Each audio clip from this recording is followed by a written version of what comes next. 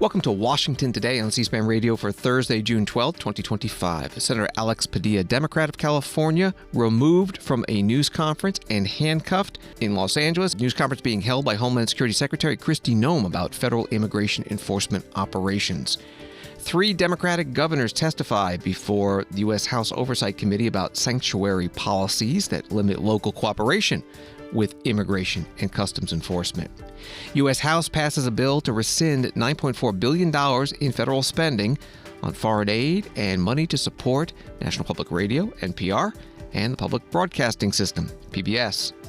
Senate confirms a new IRS Commissioner, former Republican Congressman Billy Long. President Donald Trump signs a bill into law overturning California's rules mandating electric vehicle sales and setting tailpipe emission standards. And President Trump also asked about reports that Israel may soon attack Iran.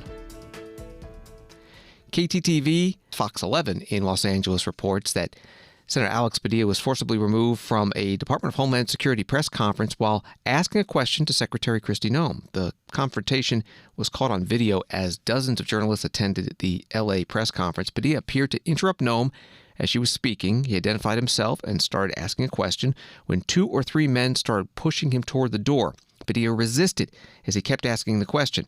After exiting the first door, an FBI agent grabbed him and he was escorted away. When Padilla asked his question, Noem was still speaking, had not yet opened the press conference for questions at the time.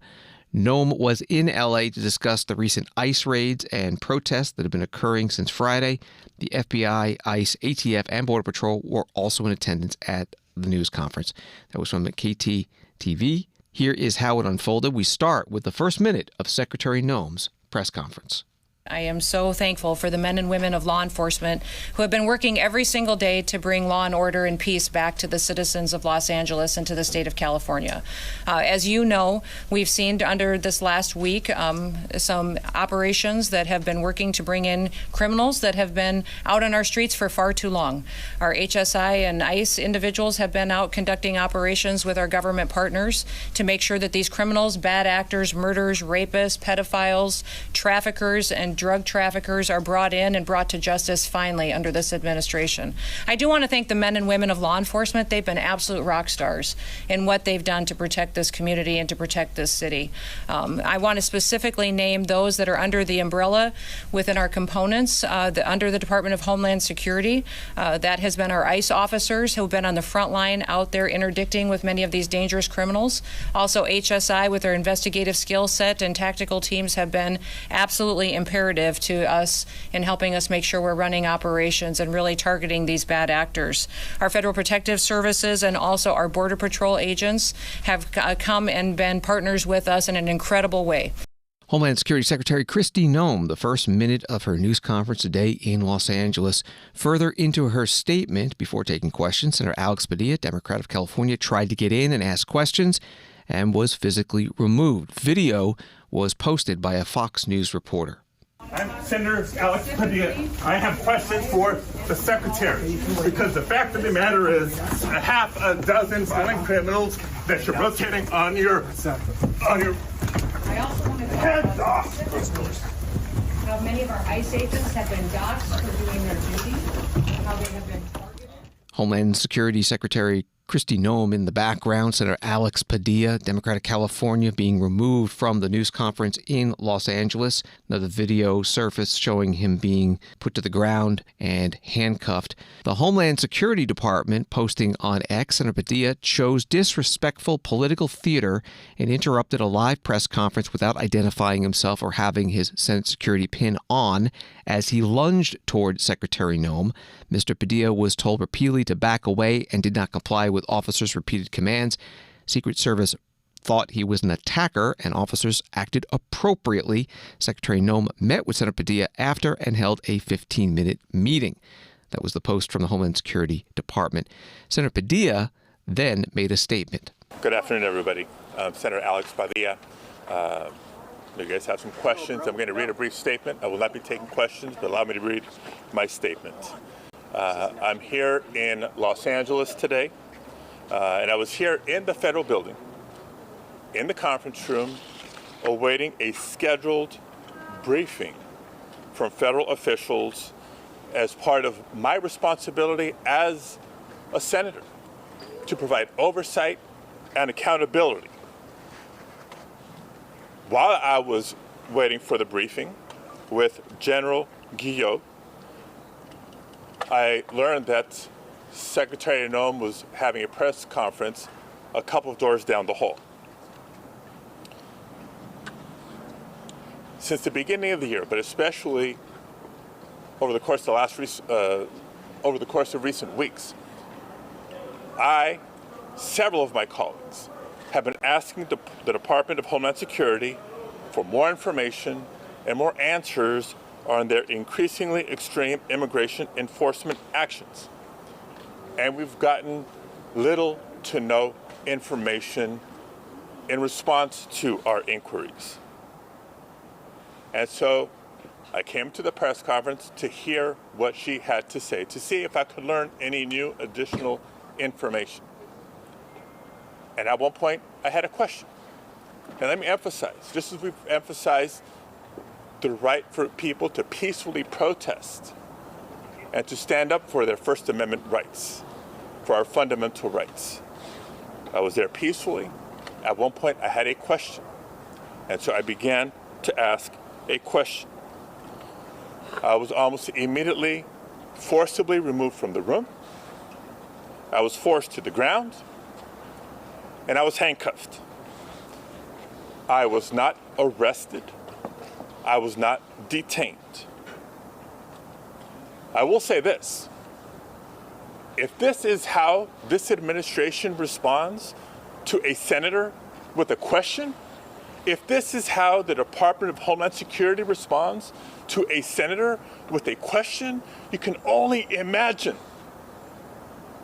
what they're doing to farm workers, to cooks, to day laborers out in the Los Angeles community and throughout California and throughout the country. We will hold this administration accountable. And we'll have more to say. We'll have more to say in the coming days. I mean, just want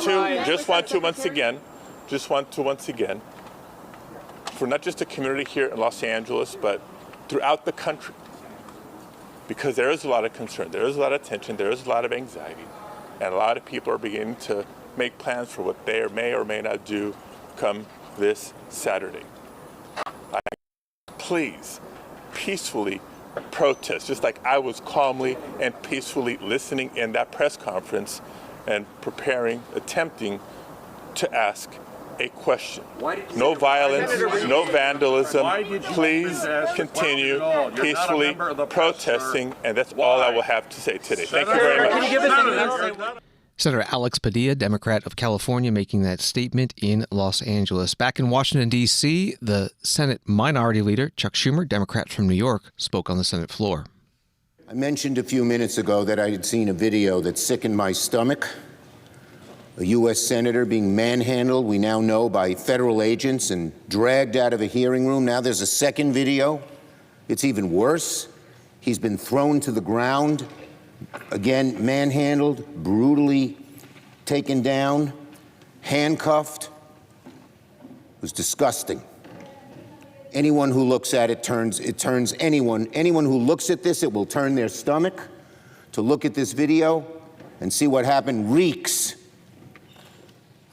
of totalitarianism. This is not what democracies do.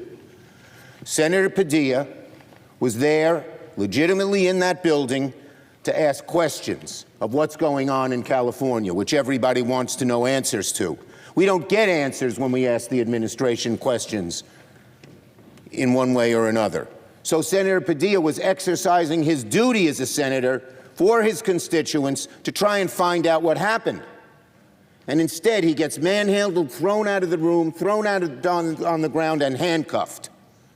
We need a full investigation immediately as to what happened and who did what and what's going to be done to see that this doesn't happen again to Senator Padilla or other American citizens who are seeking their right to redress. It's despicable. It's disgusting. It is so un-American. So un-American. We need answers. We need answers immediately. Senator Chuck Schumer, Democrat from New York, the minority leader on the Senate floor. Andrew Desiderio, reporter with Punchbowl News, writing on X, asked for his reaction. The Senate Republican whip, John Barrasso, says Senator Padilla should have been here at the Capitol for Senate votes. He said he has a responsibility to his constituents to show up at work, not to go try to make a spectacle of himself. House Speaker Mike Johnson, Republican of Louisiana, asked about what happened to Senator Padilla today. Senator Johnson in Washington at a news conference. Speaker, did federal agents go too far the way they treated Senator Padilla today? Was that a bridge too far? I saw the same video, a very brief video that I think many people did. I think the senator's actions, my view is it was wildly inappropriate. You don't charge a sitting cabinet secretary, and everybody can draw their own conclusions. You can see it's a heated debate here. People heckling you here, Mr. Speaker? I'm not going to respond to that. Look, let me just, hold on, wait just a second. I think the American people can draw their own conclusions. They saw a senator acting like wildly inappropriate. I'll leave it at that. But what about the way he was treated by those agents? What I saw was agents asking him to quieten down so that the secretary could continue her press conference. He refused to do so. What were they supposed to do? They have to restrain someone who is engaging in that kind of behavior. They moved him out of the room. Throw him to the ground, handcuff him. A sitting member of Congress should not act like that. It is beneath a member of Congress. It is beneath a U.S. senator. They're supposed to lead by example, and that is not a good example. We have to turn the temperature down in this country and not escalate it. The Democrat Party is on the wrong side. They are defending lawbreakers, and now they are acting like lawbreakers themselves. They said they were conducting oversight, Mr. Speaker. That's oversight. Charging a cabinet secretary in a press conference, I beg to differ. I think that people do as well. I think those actions speak for themselves. House Speaker Mike Johnson, Republican of Louisiana, at a news conference today in the U.S. Capitol building. New York Times explaining what was happening in the background. A group of Democratic representatives, many of them members of the Congressional Hispanic Caucus and the Congressional Progressive Caucus, marching from the House floor into the Senate Majority Leader's office in protest over Senator Alex Padilla's treatment at a news conference earlier in California. They walked past the news conference that House Speaker Mike Johnson was giving, in which he condemned Padilla's actions as wildly inappropriate. Several Democratic members began heckling him. That was from the New York Times. This is Washington Today. From USA Today, Defense Secretary Pete Hegseth declined to say Thursday whether he would respect any court's ruling if it put major limitations on National Guard troops and Marines deployed in Los Angeles after a series of sometimes violent protests fueled by federal immigration raids.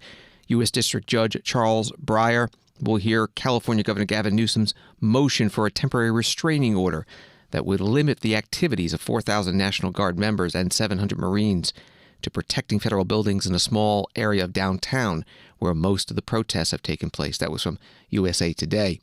The Defense Secretary Pete Hegseth testified today before the House Armed Services Committee. Also during that hearing, Congresswoman Jill Takuda, Democrat of Hawaii, asked about something President Trump reportedly said to former Defense Secretary Mark Esper during the protests in 2020 after George Floyd's murder, where the protesters could be shot in the legs. Mr. Secretary, on January 6, 2021, rioters and looters attacked federal law enforcement officials, vandalized and destroyed federal government property, and caused an estimated $2.7 billion in damages right here at the Capitol. Would you have sent the National Guard and the Marines in on that day? Well, unfortunately, President Trump requested the National Guard in advance, and that was... It took him quite a long time. I'm asking you, as Secretary of Defense, would you have sent in the National Guard and the Marines on that day? We had 140 Capitol Police officers injured. One died the next day. Would you have sent in the National Guard and the Marines? As I said, President Trump directed National Guard to be there in advance. And I think you can look at the record of how long it actually took for him to actually send them in. But it's good to hear that it sounds like you would have sent in the National Guard and the Marines on that day in which the insurrection was taking place right here at the Capitol. Mr. Secretary, during your confirmation hearing, you failed to deny the conclusion that you would carry out an order to shoot protesters in the legs. So let me be direct. Given what we are seeing across the country right now, would you carry out or issue an order by the president for our military to fire upon protesters actively engaging in their civil right to exercise free speech, their First Amendment rights? Would you give that order from the president? I assume you're insinuating what's going on in Los Angeles, and I wouldn't call Not just that a Los peaceful Angeles. If we protest. take a look at protests throughout the country, it's a simple question. If directed by the president, would you order our military to fire upon protesters? Simple yes or no. Ma'am, we have, as you know, and as this committee knows, we have standard rules of engagement that are in place that give guidance to our troops, and they abide by them. I'm asking what you would do. Again, you said you serve at the pleasure of the president. Is that not true? I do serve at the So if the president told you to shoot people in the legs, would you do so? Now, you failed to answer this question as well in your confirmation hearing when asked by members of the Senate. Because I refuse to accept a false hypothetical that's attempting to put me in a corner and make it look like a representative. At a time when we have more Marines and National Guard in Los Angeles than we do in Syria and Iran alone, I don't think this is a hypothetical. This is an actual situation that we are dealing with right now. So again, I will ask the question, the last 14 seconds I have, would you order our military to shoot at their fellow countrymen if ordered by the president? I think it's interesting that for 4 years, insurrection was the left's I think we favorite know your word, answer. Thank you, Mr. and Chair. that I when yield it's back. invoked in L.A., they were Gentlelady yields back. Gentlelady's time's expired. Testimony from the Defense Secretary Pete Hegseth. Questions from Congresswoman Jill Takuda, Democrat from Hawaii, at today's Armed Services Committee hearing. Los Angeles Police Chief Jim McDonnell has contradicted what President Donald Trump has been saying for days about the chief supporting sending in the National Guard to his city. Chief McDonnell was on CNN Wednesday night. This begins with President Donald Trump at the Kennedy Center Wednesday night before he and First Lady Melania Trump attended a show. If we weren't there, if we didn't bring in the National Guard and the Marines, you would probably have a city that was burning to the ground, just like it was a number of months ago with the housing. You would have had a big problem there. We weren't there. In fact, the police chief said so much. If you look at what his statements were, he said, we're very lucky to have had them. If we weren't there, that city would have been burning to the ground, would be burning right now. Is that how you would characterize your statements, sir? No, we were not in a position to request the National Guard. We have a protocol that we work up through. First, we bring in all internal resources to bear on the issue, whatever it is. Then we mobilize the department or part of the department to be able to get everybody out there dealing with the issue. If we don't have the capacity at that point to be able to do that, then through the sheriff, we request mutual aid, and we get our law enforcement partners from police departments and sheriff's department throughout the Southern California region to assist us in doing what it is we need to do. We're at that level now, and we're nowhere near a level where we would be reaching out to the governor for National Guard at this stage. And my hope is that things are going in the right direction now and that we wouldn't have had to have done that, or we won't either. Jim McDonnell is Los Angeles Police Chief on CNN Wednesday night. From ABC News, the high-profile Democratic governors of Illinois, Minnesota, and New York are defending their state's immigration policies in a Republican-led House Oversight Committee on Thursday, weighing in on the ongoing Los Angeles protests over immigration enforcement. J.B. Pritzker of Illinois, Tim Walz of Minnesota, and Kathy Hochul of New York are taking questions from the House panel, many dealing with their policies as so-called sanctuary states. The testimony comes as another Democratic-led state, California, is grappling with a slew of immigration-related protests that triggered President Donald Trump to deploy the U.S. Marines and National Guard to the area. Sanctuary states still enforce U.S. federal immigration laws, but the term often refers to a limited collaboration with U.S. Immigration and Customs Enforcement while enacting policies that are more favorable to undocumented people.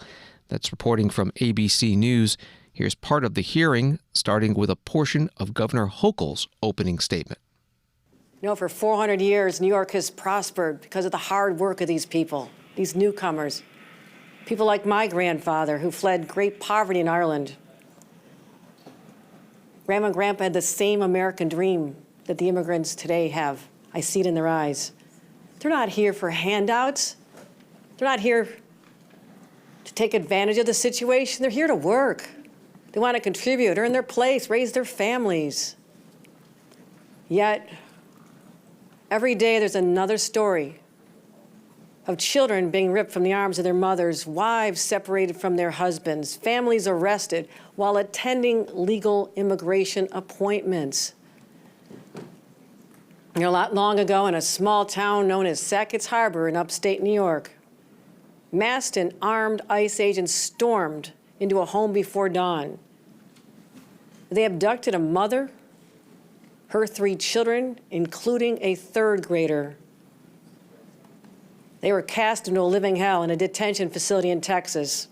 I immediately contacted Border Czar Tom Homeland and demanded their release. In Jefferson County, more than 60% of the residents voted for Donald Trump. And those people protested in the streets.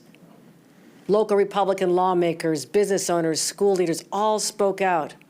Finally, after 2 long weeks, the family was finally returned home. In New York, we understand the difference between going after criminals and traumatizing law-abiding families. New York Governor Kathy Hochul, a Democrat, part of her opening statement before the U.S. House Oversight and Government Reform Committee in Washington. Later in the hearing, Congresswoman Elise Stefanik, Republican of New York, asked these questions. Governor Hochul, on your first day in office, you signed Executive Order 1. Is that correct? I believe it is. And you extended this executive order not once, not twice, but 3 times, most recently January 16th this year. Is that correct? If that's what your facts show, I signed countless executive orders. I would assume you'd know it's laws. Executive Order 1. And this is a continuation of your predecessor's sanctuary state policies, correct? Is included in that. I want to be sure we are defining sanctuary state properly. I'll define it for you. It is the policy of the state that state officers or employees shall not disclose information to federal immigration authorities for the purpose of federal civil immigration enforcement. It goes on to say, law enforcement officers may not use resources, equipment, or personnel for the purpose of detecting and apprehending any individual suspected or wanted for violating a civil immigration office. Law enforcement officers have no authority in the state of New York to take any policy action solely because the person is an undocumented alien. That's a quote in your executive orders that you extended. Now, do you know who Sakir Akan is? I want to get back to the first part. No, I'm asking a question. Do you know who Sakir Akan is? I want to make sure you understand that this simply says that we will cooperate with ICE. No, it does not say that. I read what it says, and let me talk to you about the results. Do you know who Sakir Akan is? You should, as the governor of New York State. Do you know? Refresh my recollection. He was an illegal migrant in New York. And do you know what crime he committed in addition to being here illegally? No, I do not. You do not. This was widely reported. He found a 15-year-old girl, threatened her with a metal pole, told her to get into the back seat of his car. He took her clothes off, and he violently raped her in Albany, New York. Do you know who Sebastian Zapita Khalil is? I'm sure you'll tell me there's many cases, whether they're These are high-profile cases. Yes. New Yorkers know about them, and you don't. So let's talk about Sebastian Zapita Khalil. Do you know who that is? I don't have the specific details at my disposal, no. Well, this is an illegal migrant in New York because of your sanctuary state policies. Do you know what crime he committed? I'm not familiar at this moment. I bet you're going to be familiar when I remind you. He found a sleeping woman on the subway, lit her on fire, and burned her alive. This is in Kathy Hochul's New York. And as I'm sure you are aware, and I'll remind you, that ICE issued an order to detain this violent criminal, but that was rejected by New York officials due to sanctuary state laws. Now, do you know who Raymond Rojas Basilio is? I just want to say this. These crimes are horrific. Because of your sanctuary state policies. In all of these cases, we would work with ICE to remove them. You did not in this case. They are walking on the streets because of your policies and your executive order that you signed 3 times. Questions from Congresswoman Elise Stefanik, Republican of New York, to witness Governor Kathy Hochul, Democrat of New York, at today's House Oversight and Government Reform Committee hearing. The House today passed legislation that would repeal Washington, D.C.'s sanctuary city law. The vote was 224 to 194, 11 Democrats voting yes with all Republicans. The bill now heads to the Senate. From the Washington Examiner, the House narrowly passed a $9.4 billion rescissions package on Thursday, marking a win for leadership and President Donald Trump, despite concerns that a bloc of centrist Republicans uncomfortable with the cuts to public broadcasting would sink the bill. The Rescissions Act of 2025, which slashes budgets for PBS, NPR, USAID, and other aid programs, passed the chamber 214 to 212. 4 Republicans voted against it, giving House Speaker Mike Johnson enough votes to get the legislation over the finish line. That was from the Washington Examiner. Here is some of the floor debate. Congresswoman Elisa McClain is a Republican from Michigan. Those claiming that this rescissions will harm people in other countries, I'm going to say that again. Those Democrats saying that these rescissions will harm people in other countries are missing the point. It's about people in our country being put first. It is about putting Americans first. What a concept. Because American citizens support ending the waste, the fraud, and the abuse in places like USAID. A yes vote today will stop wasteful spending on programs like $500,000 for electric buses in Rwanda, $4 million for a bean system research, $67,000 for feeding insect powder to children in Madagascar. Again, okay, $3 million for Iraqi Sesame Street. I mean, Lord knows the Iraqi children need a little Big Bird in their life, right? It's a good use of $3 million taxpayer monies. I might want to use that $3 million on maybe some homeless vets or something like that. But anyways, how about we take some of that cash back? $4 million for sedentary migrants in Colombia. Seems like an oxymoron, but $2.5 million for teaching young children, get this, how to make environmentally friendly reproductive health decisions. Scratch my head on that one. $833,000 for services for transgender people, sex workers, and their clients and sexual networks in Nepal. Yeah, the list goes on and on. I'm sort of embarrassed to read it. But Americans know the federal government is wasting money. And they're wasting Americans' taxpayer money. And House Republicans are going to stop wasting your tax dollars. It's really simple. Because we're focused on actually putting the American people first. You know, the American people in whom we represent. Not whether the people in Zimbabwe have vegan food to eat, and not electric buses in Rwanda. Congresswoman Elisa McClain, Republican from Michigan, the House Republican Conference chair, on the House floor today during consideration of the $9.4 billion rescissions package. Opposing it, Congresswoman Rosa DeLauro, Democrat from Connecticut, the Appropriations Committee ranking member. Congress needs to fight for the middle class, for the working class, and the most vulnerable, not to protect the interests of billionaires and big corporations. Members considering voting for this own the reckless cut done by Elon Musk. This is a bill to shut down rural television and radio stations, cutting off coverage of local news, eliminating emergency information like severe weather alerts, jeopardizing access to PBS Kids' children program like Sesame Street. This is a bill to rip life-saving support away from the hungry, displaced, and sick people in developing countries and conflict zones across the globe, to end programs that treat deadly diseases and prevent pandemics. This is a bill to abandon the people of Ukraine while they resist Putin's tyranny. This is a bill to cut $400 million from PEPFAR, a paragon of American leadership, saved 26 million lives, mothers, fathers, sons, daughters. Instead of facing a death sentence, people supported by PEPFAR are raising families, building their communities, helping their communities grow and develop. This bill puts America last. When we retreat from the world diplomatically and through our assistance to vulnerable people, America will be alone, without allies, in a less stable world, without the support of the international community. And do you know who will come out ahead? China, Russia, Iran. Congresswoman Rosa DeLauro, Democrat of Connecticut, Appropriations Committee ranking member on the House floor. The House did pass this rescissions package 214 to 212.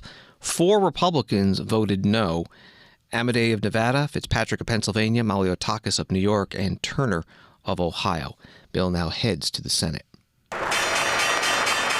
On Wall Street, the Dow up 101, NASDAQ up 46, S&P up 23. Associated Press writes that U.S. wholesale prices rose modestly last month from a year earlier, another sign that inflationary pressures remain mild. The Labor Department reported Thursday that its producer price index rose 2.6% in May 2024. Producer prices rose 0.1% from April to May after dropping 0.2% the month before from AP. Washington Today continues in a moment. Democracy is always an unfinished creation. Democracy is worth dying for. Democracy belongs to us all. We are here in the sanctuary of democracy. Great responsibilities fall once again to the great democracies. American democracy is bigger than any one person. Freedom and democracy must be constantly guarded and protected. We are still, at our core, a democracy. This is also a massive victory for democracy and for freedom. C-SPAN, Democracy Unfiltered.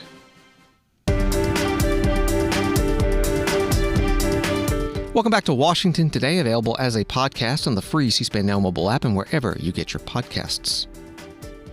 President Donald Trump said Kentucky Republican Senator Rand Paul and his family, writes USA Today, are invited to the White House picnic, a bipartisan event attended by members of Congress, after Paul claimed they were uninvited. Paul, a fiscal hawk conservative, has voiced opposition to President Trump's sweeping tax and domestic policy bill, arguing that it would only add to the budget deficit. The nonpartisan Congressional Budget Office estimated it would add roughly $2.4 trillion to the deficit over the next decade. More recently, Paul, the chair of the Senate Homeland Security Committee, said he would propose less money for border security in the bill, key issue that Trump campaigned on in 2024. That was from USA Today. In a moment, we will hear from the president on this. But first, here's Senator Paul speaking to reporters outside the U.S. Capitol building Wednesday night. It's kind of a great time of the year in the summer. My family comes up. My son and daughter-in-law and grandson are coming up because we were going to the White House picnic, but I've just been told that I've been uninvited from the picnic.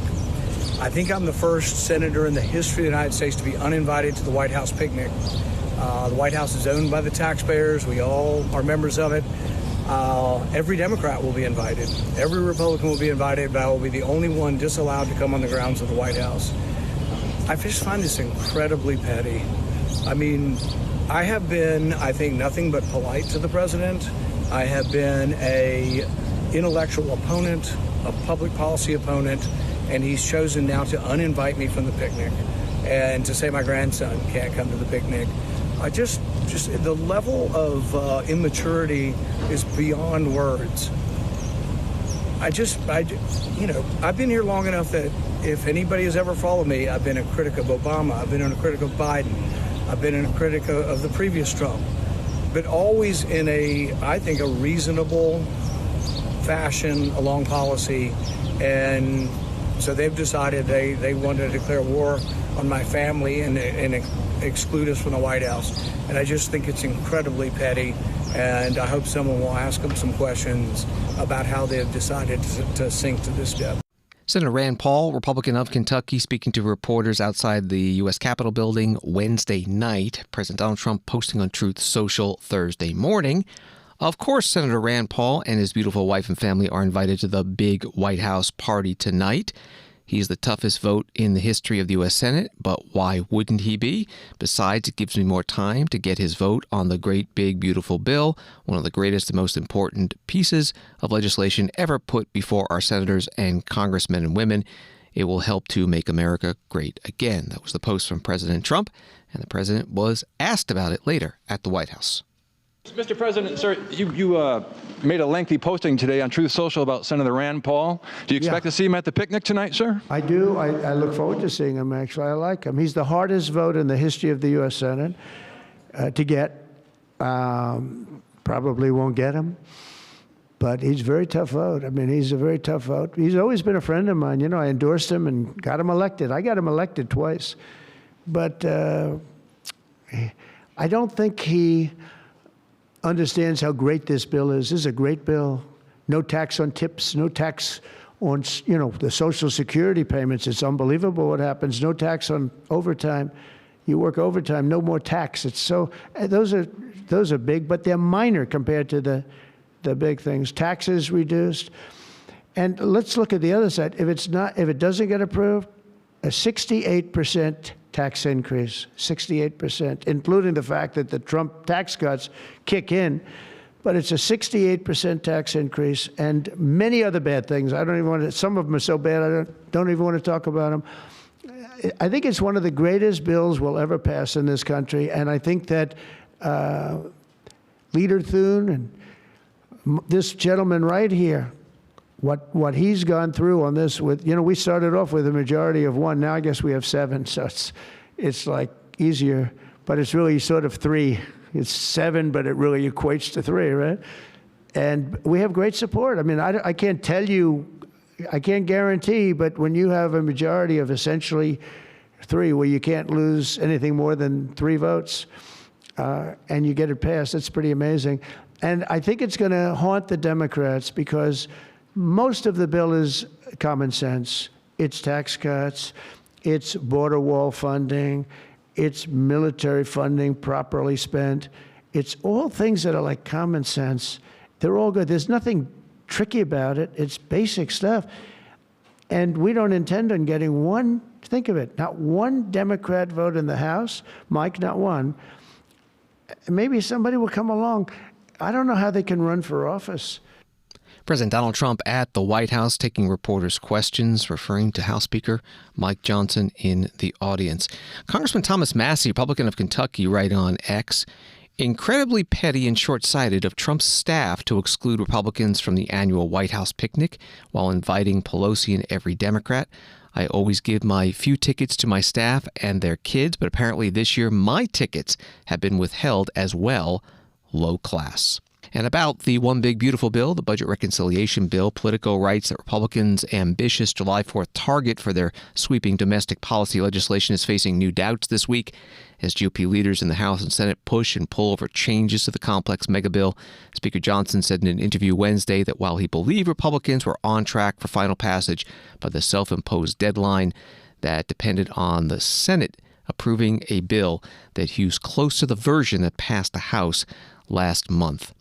Treasury Secretary Scott Bessent continues his testimony before congressional committees today on the president's fiscal year 2026 proposed budget for his department, but also getting a lot of questions about the budget reconciliation bill and tariffs. Today he was before the Senate Finance Committee. Senator Elizabeth Warren, Democrat of Massachusetts, asked him about changes to Medicaid in the One Big Beautiful Bill. You have said that government spending is, quote, out of control. You have also called government spending, quote, unsustainable. In fact, in the name of fiscal responsibility, you're working with the Republicans on this big, beautiful bill to pass the biggest cuts to Medicaid and the Affordable Care Act in American history. So, Mr. Secretary, help me understand here. Why is the national debt so very important that you're trying to kick 16 million people off their health insurance, but increasing the national debt doesn't seem to matter if you're cutting taxes for billionaires and billionaire corporations? Well, first of all, a huge portion of this goes to family-owned businesses that are pass-through entities that are below that level, Senator. And I am sure you share my goals of Main Street prosperity. You know, I'm glad to do tax cuts for people of modest means. The question I'm asking is, why does the deficit not matter to you? We're talking about knocking 16 million people off their health care, but it matters not. It does matter to you if we're knocking people off their health care, but not. Well, first of all, that figure is overstated by 5.1 million. That is amount not attributable to provisions in this bill. So you think it's okay just to knock 10 million people off their health care? First of all, let's set that straight.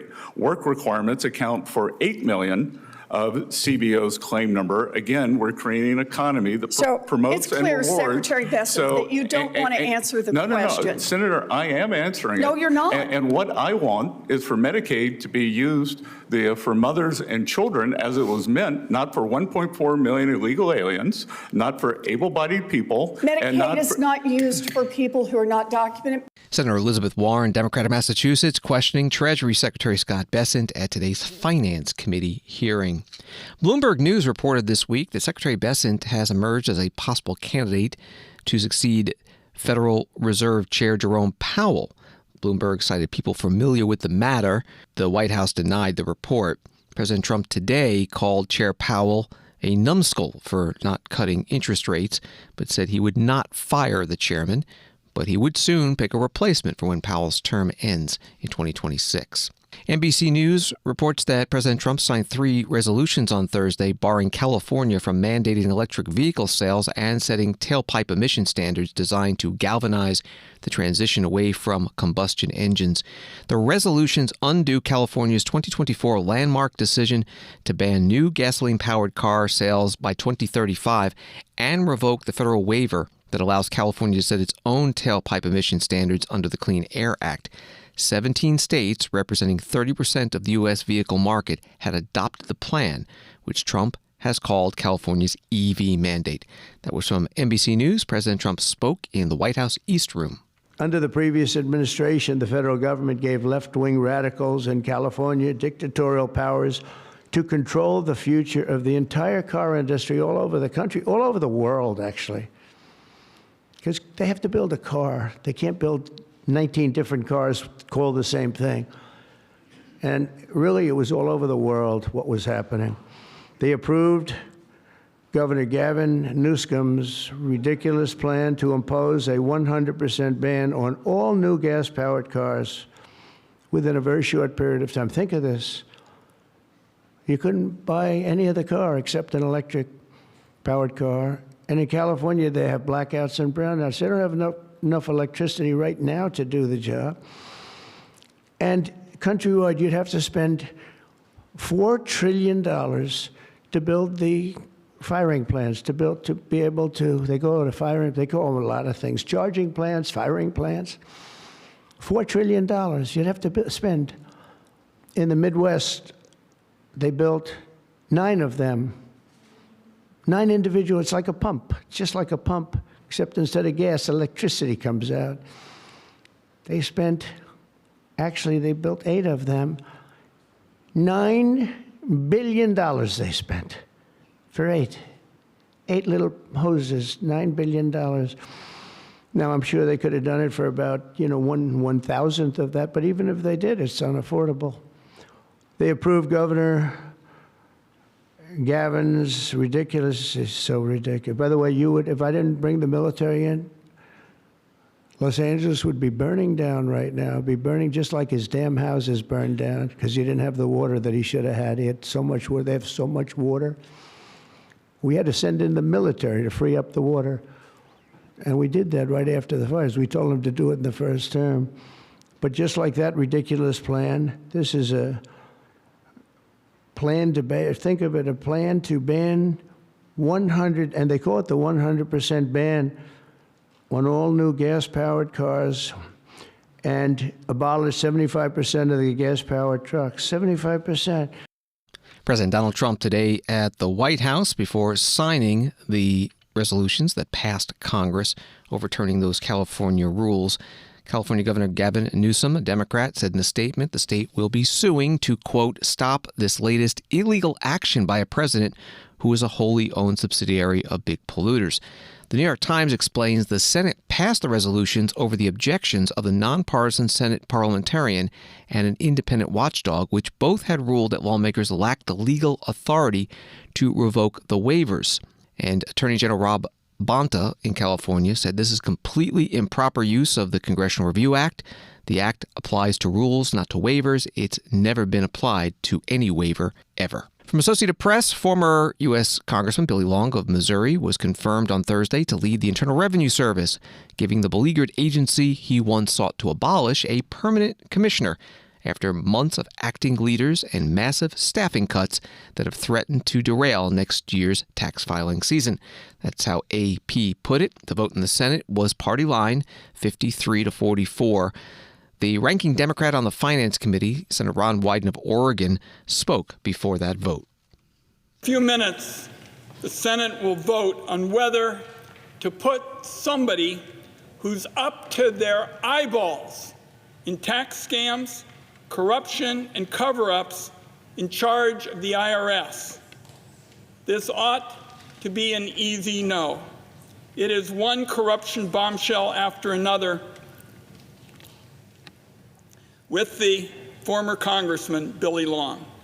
Fake tax credits, scam tax advice, shadowy political donations that went straight into his pocket, promises of personal favors, no-show jobs with high-paying federal salaries. Yesterday came the latest revelation.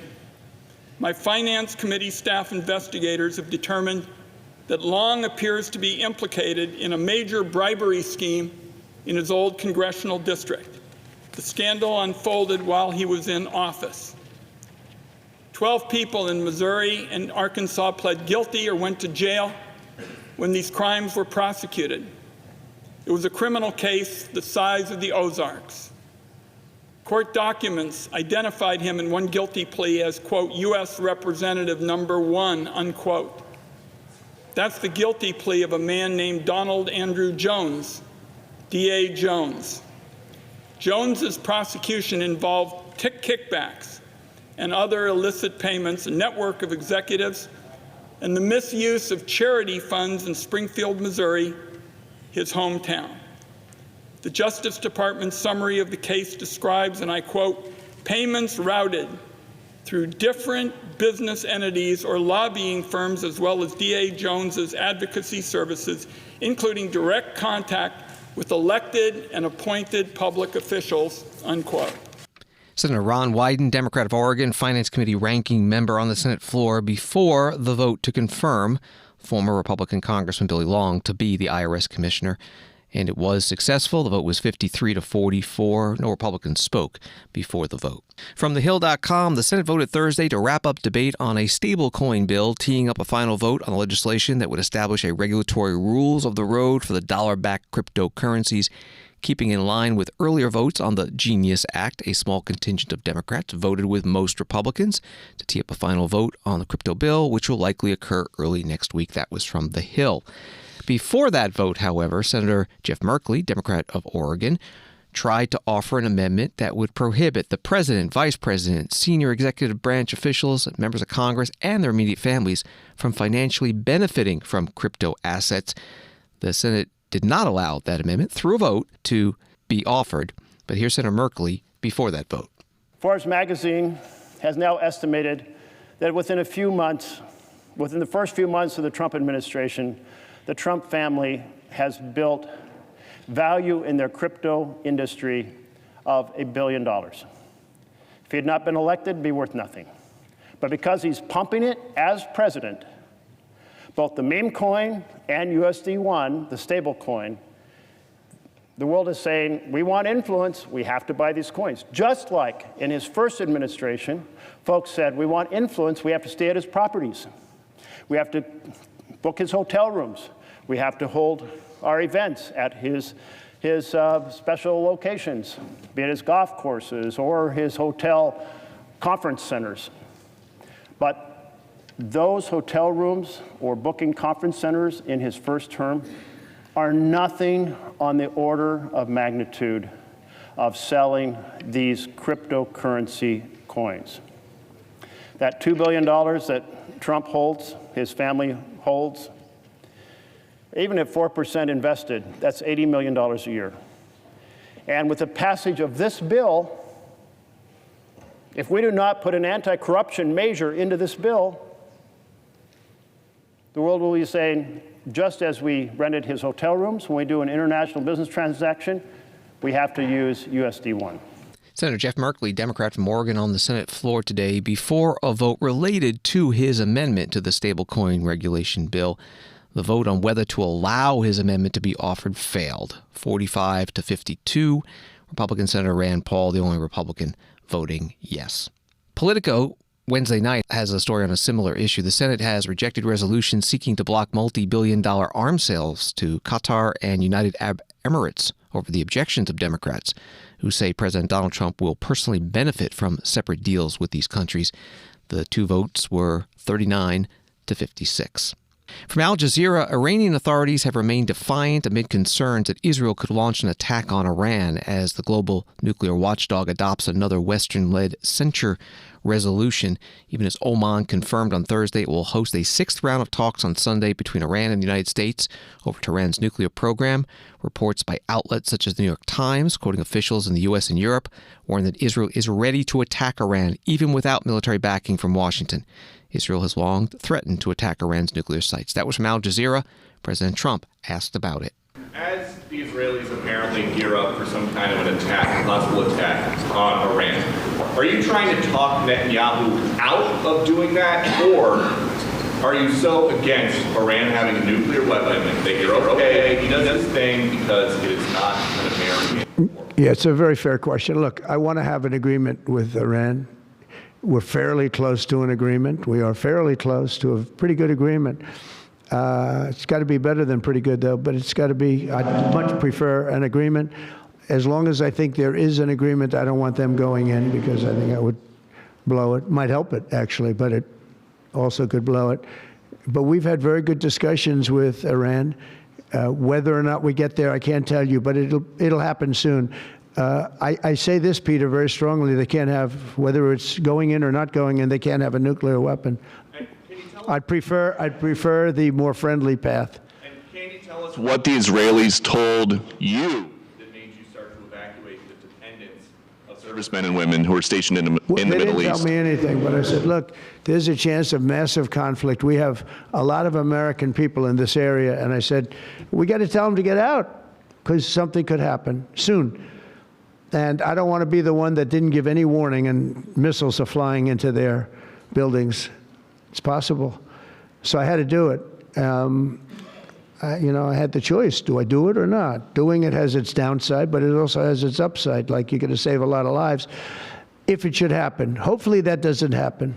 President Donald Trump taking reporters' questions at the White House today. AP writes that Israeli Prime Minister Benjamin Netanyahu's government survived an attempt to dissolve Israel's parliament early Thursday morning, with most of his ultra-Orthodox coalition partners joining him in voting against a bill that would have forced them to register for military service while the country is at war. And also from AP, an Air India passenger plane bound for London with 242 people on board crashed into a medical college after takeoff Thursday. Officials said in one of India's worst airline disasters in decades, a single passenger survived the crash. In Washington, U.S. Transportation Secretary Sean Duffy said that the U.S. will be sending investigators. As we've watched the news today, we've seen what's happened in India with Air India Flight 171. Our hearts go out to the families of the victims who lost loved ones on that flight. At DOT and at the FAA, safety always comes first. And in this investigation, we are going to follow the facts. As the acting administrator will discuss, we're in the process of deploying a team from the FAA, from the NTSB. We also have GE and Boeing that are deploying their resources and investigators to India. I'll just note that India leads the investigation. We're there to provide any assistance that India may need as they go through which appears to be a somewhat lengthy investigation on this crash. Transportation Secretary Sean Duffy at a news conference in Washington. AP also writes that Air India said there were 169 Indians, 53 Britons, 7 Portuguese, and 1 Canadian on the flight. The plane was a Boeing 787-8 Dreamliner, a wide-body twin-engine plane, and this is the first crash ever of a Boeing 787 aircraft, according to the Aviation Safety Network database. Thanks for listening to Washington Today. Sign up for C-SPAN's evening newsletter word for word and get the stories making headlines in Washington emailed to you every day. Subscribe at cspan.org/connect. Have a good night.